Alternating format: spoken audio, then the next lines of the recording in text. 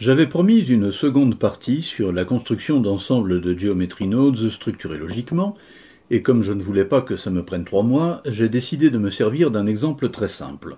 Plus simple que cela paraissait même impossible puisqu'il s'agit tout bêtement de l'empilement d'un parallélépipède rouge et d'un cylindre jaune. Le genre de choses qu'a priori on peut réaliser en une quarantaine de secondes quand on connaît un tout petit peu Blender.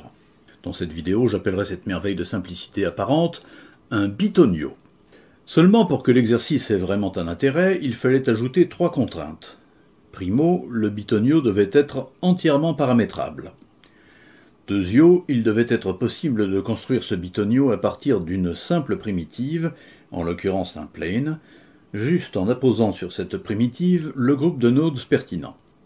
Tertio, parce que c'est ça le véritable intérêt, il fallait pouvoir gérer le paramétrage simultané de très nombreux bitonios, rien qu'avec la souris, dans l'onglet des modificateurs d'une fenêtre Properties. Eh bien, mon exemple avait beau être simplissime, le résultat n'est quand même pas très facile à expliquer, mais il y a bien pire.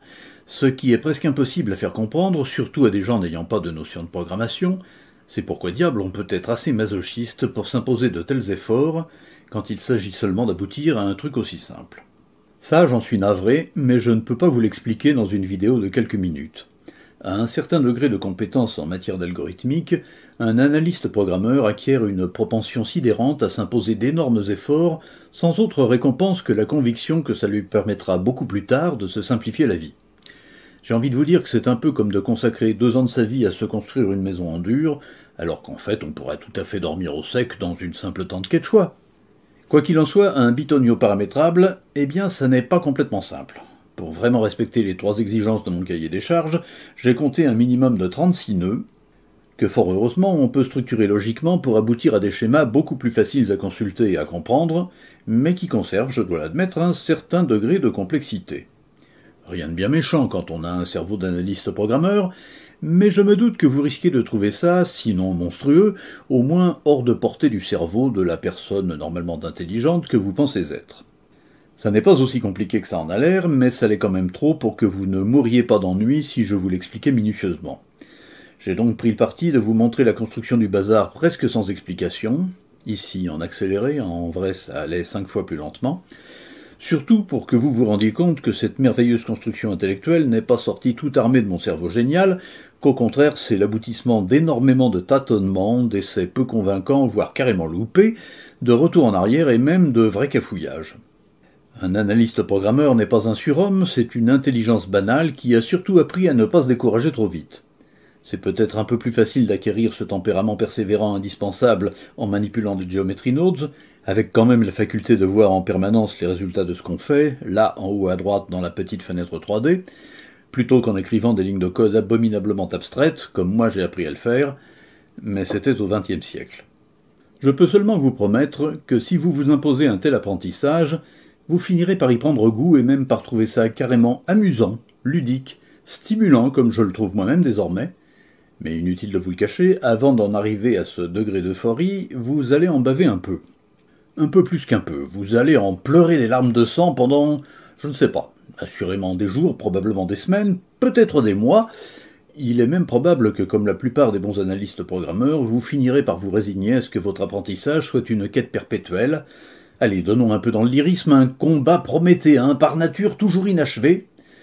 Mais en tout cas, on peut le faire, on peut même le faire en y trouvant du plaisir. La preuve, moi je l'ai fait.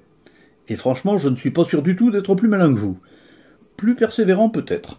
Comme mon screencast, tout accéléré qu'il est un peu longuet, je vais profiter de mon cafouillage mythologique pour interrompre momentanément sa diffusion et vous montrer à vitesse normale, et à titre d'interlude, une phase critique dans la création d'une hiérarchie logique de geometry nodes.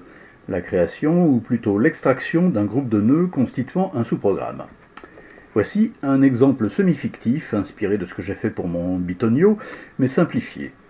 Cette partie de l'arborescence de spaghetti sert à identifier la longueur et la largeur de la surface de base d'un objet quelconque. Le nœud à gauche, bounding box, ce qu'on peut traduire par boîte englobante, mais en français on dirait plutôt limites extrêmes. Ce nœud bounding box est un nœud standard de Blender. Il reçoit à gauche, sur le socket Geometry, ici, le maillage à étudier, et il renvoie à droite 2 sockets Min et Max. qui contiennent chacun 3 valeurs x, y et z, raison pour laquelle j'emploie des nœuds separate x, y, z pour les exploiter. La descendance du socket min permet donc de connaître les coordonnées minimales de l'objet en x, y et z, et la descendance du socket max fait la même chose pour les coordonnées maximales. Les deux nœuds subtract, que vous voyez ici, soustraient le minimum du maximum en x et en y, pour obtenir fort logiquement un delta x et un delta y, qui en somme constituent la longueur et la largeur de la surface de base de l'objet, sauf que l'on n'est pas certain que c'est delta x la longueur et delta y la largeur. Si l'objet est orienté différemment, ça peut être le contraire. On emploie donc un nœud minimum pour déterminer, devinez quoi, la valeur minimale entre delta x et delta y, et un nœud maximum pour déterminer la valeur maximale. Tout ça n'est pas bien malin, mais ce serait quand même pratique de remplacer ces 6 nœuds, et avec leur spaghetti, en un nœud unique qui recevrait en entrée bboxmin et bboxmax. Pour rendre la chose plus claire, j'ai mis en place ces labels explicatifs, mais en conditions réelles, il n'y aurait rien de marqué à cet endroit. Je reprends. Ce nœud unique que j'espère fabriquer, pour remplacer ces 6 nœuds-là, ce nœud unique recevrait en entrée à gauche bboxmin et bboxmax, et fournirait en sortie à droite les valeurs minimales et maximales entre delta x et delta y. Là encore, j'ai mis en place ces labels explicatifs pour la compréhension, mais en situation réelle, il n'y aurait rien. Bon, on sélectionne tout ça. Du moins, si j'y arrive, voilà, on sélectionne tout ça, tout bêtement avec une zone rectangulaire. Je vous ai fait grâce du temps qu'il m'a fallu pour consacrer à disposer ça de façon à ce que ça tienne dans un rectangle. Ça non plus, ça ne se fait pas automagiquement. Et quand c'est sélectionné, on tape CTRL-G, avec G comme groupe. Et pouf, Blender vous a créé un sous-programme auquel il a donné le doux nom très explicite de Node Group 002, comme vous le voyez là. Notez que nous sommes à l'intérieur de ce sous-programme, donc nous ne voyons plus à gauche le nœud bounding box, ni mes labels explicatifs à gauche et à droite. Si vous tapez sur Tab pour revenir au niveau logique supérieur, vous pouvez constater que tout ça se trouve toujours là. En revanche, les 6 nœuds qui nous intéressaient ont été enfouis au niveau hiérarchique inférieur. C'est donc un sous-programme. Je tape de nouveau Tab pour y retourner. Pensez bien à regarder la mention d'accès pour ne jamais vous tromper et savoir où vous en êtes. Notre sous-programme est doté à gauche d'un groupe input, qui est distinct de celui du niveau hiérarchique supérieur, et à droite d'un groupe output, qui lui non plus n'a pas la moindre chose à voir avec le nœud groupe output du niveau hiérarchique supérieur. Et comme vous le voyez, les sockets de ces nœuds ont des noms imbitables et inexploitables, vector vector à gauche, value value à droite. Tapons N. Pour faire apparaître le panneau d'information de droite, allons dans l'onglet Groupe de ce panneau, sélection une à une les valeurs Input et Output, et dans la case de saisie Name, qui se trouve ici, donnons des mentions un peu plus intelligibles. Donc ça c'est, je ne m'abuse, c'est bboxmin. Notez que dès que je valide, pouf, la mention change aussi ici. Ça s'appelle bboxmax. Pouf, ça a changé ici, ça a changé là. Je passe aux valeurs output. Hop. Non, c'est ça qu'il faut que je sélectionne. Ça devient min delta x delta y. Il faut que j'élargisse le panneau pour qu'on arrive à le lire. Et notez que ça a changé là. Hop. Et max delta x delta y. Alléluia, ça a été fait. Tout ça prend un certain temps et c'est du travail. Quand c'est fini, nous retapons la touche Tab pour revenir au niveau hiérarchique supérieur. On le vérifie là. Et nous constatons, alléluia, que les sockets à gauche et à droite sont désormais dotés de noms intelligibles. Mais nous constatons aussi avec tristesse que notre joli nœud personnalisé, avec son en-tête vert couleur de l'espérance, eh bien, il porte toujours le nom imbitable de Node Group 002. Alors là, nous allons faire un truc complètement absurde, mais c'est le seul moyen que j'ai trouvé pour m'en sortir. Nous allons ajouter un maillage qui sert à rien, et nous allons prendre par exemple l'ignoble Suzanne. Pourquoi une Suzanne? Parce que nous ne risquons pas de la confondre avec autre chose, tellement elle est moche.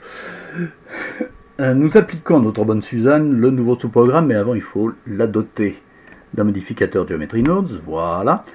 Donc nous lui appliquons le sous-programme avec son nom imbitable Node Group 002, mais maintenant nous pouvons changer ce nom.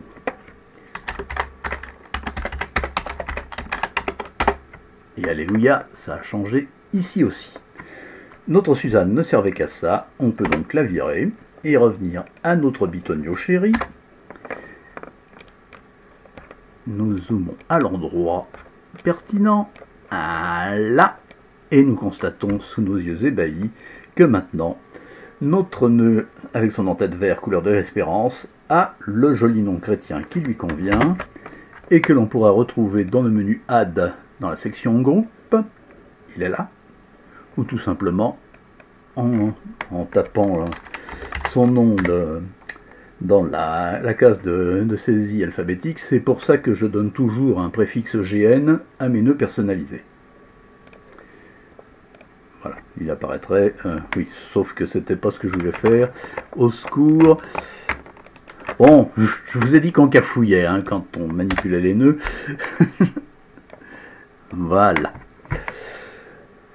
Voilà, vous avez appris comment on crée un sous-programme dans les Geometry Nodes. Si vous trouvez que ça n'est pas simple, soyez certain que je compatis, mais enfin ça marche, et c'est le principal. Reprenons maintenant le cours de notre screencast accéléré. Comme j'ai assez tenu le crachoir comme ça, je vais me taire et laisser en fond sonore des ambiances de forêt amazonienne, enregistrées en Équateur par un nommé Mike Voloshin, W-O-L-O-S-Z-Y-N, et généreusement offert à l'humanité sur le site freesound.org, à la seule condition que le nom du généreux donateur soit indiqué. C'est donc chose faite, et merci à lui. Tout de même, encore une chose, dans la vidéo précédente, je vous ai longuement parlé de la nécessité de mettre en place des paliers intermédiaires. Eh bien en fait c'était une erreur, le résultat d'un de mes nombreux cafouillages dont je vous ai déjà signalé la fréquence. En fait, si vous utilisez correctement la manip que je vous ai montrée avec la Suzanne, ces paliers n'ont plus aucune raison d'apparaître et peuvent être éliminés si on les a créés par erreur. Bref, en conclusion, ce n'est pas facile à maîtriser les Geometry Nodes. Avec eux, il faut s'être souvent trompé avant de commencer à faire les choses bien, mais on finit quand même par y arriver, et c'est tout le mal que je vous souhaite. Portez-vous au mieux.